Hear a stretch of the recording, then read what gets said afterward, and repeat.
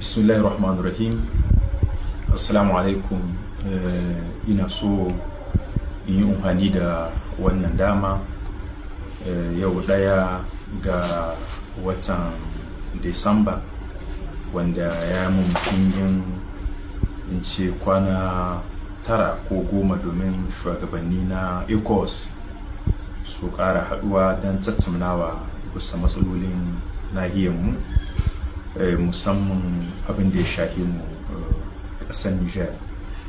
Ina so in yi kira ga shugabanni na ƙasar Najeriya, yan uwanmu, shugabanni na siyasa, kan na adawa, kan na masu mulki, sanatoci, 'yan majalisa, gwamnoninsu da kuma ma tsahin ma'ikwantansu gabaki daya, da musamman shugabanni na addinin musulunci, Sheikh Dahiru Bauchi, Sheikh Sani Yahya Jingir, da kuma shugaba Sheikh Abdullahi Balalau, don kiransu na yana da kyau su ƙara ƙaimi, su ƙara tsayuwa, su ƙara jan hankali, tunda an yi sa'a shugaba Tinubu shine shugaban ECOWAS, domin wannan zama da za a yi ya kasance da taimakon Allah an samu maslaha.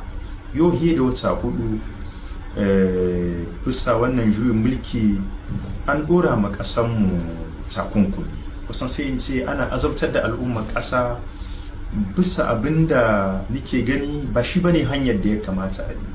Lalle an yi juyin mulki kaddara ce.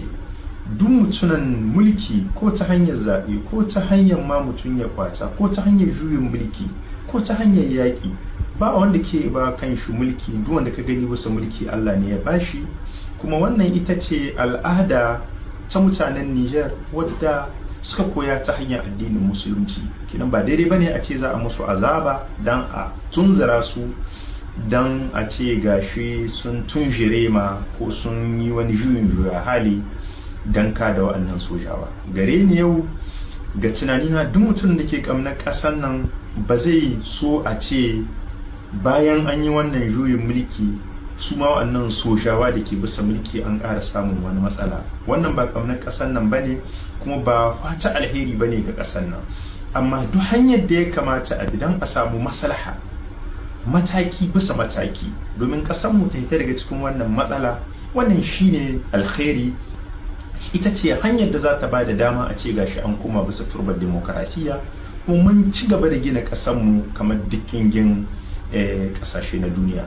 Don haka kuma ƙin sulhu ko ginda wani sharaɗi cewa ba za a sauraron wa'annan ma'ikwanta ba sai sun cika sharaɗi kaza, ko sai an cika sharaɗi kaza, wannan yana ba wasu mutane masu gurɓataccen tunani, masu tsatsauran ra'ayi da wasu aƙidodi da manufar da ba ita bace manufar ECOWAS, kuma ba ita bace manufar su kan sojawa, su rinka abubuwan da za su kawo matsaloli tsakanin ƙasashenmu, musamman Najeriya da Nijar, tsakanin ƙasanmu da kingin ƙasashe ma na duniya gabaki daya.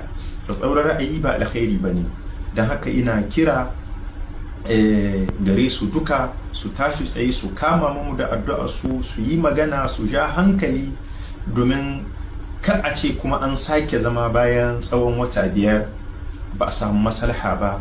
Ga likitoci babu magani, ga karamcin abinci, tsadar abinci.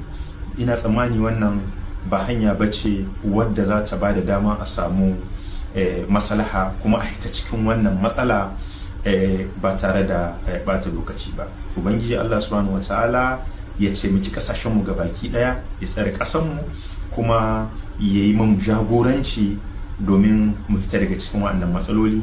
Assalamu alaikum wa rahmatullahi ta'ala wa barakatuh.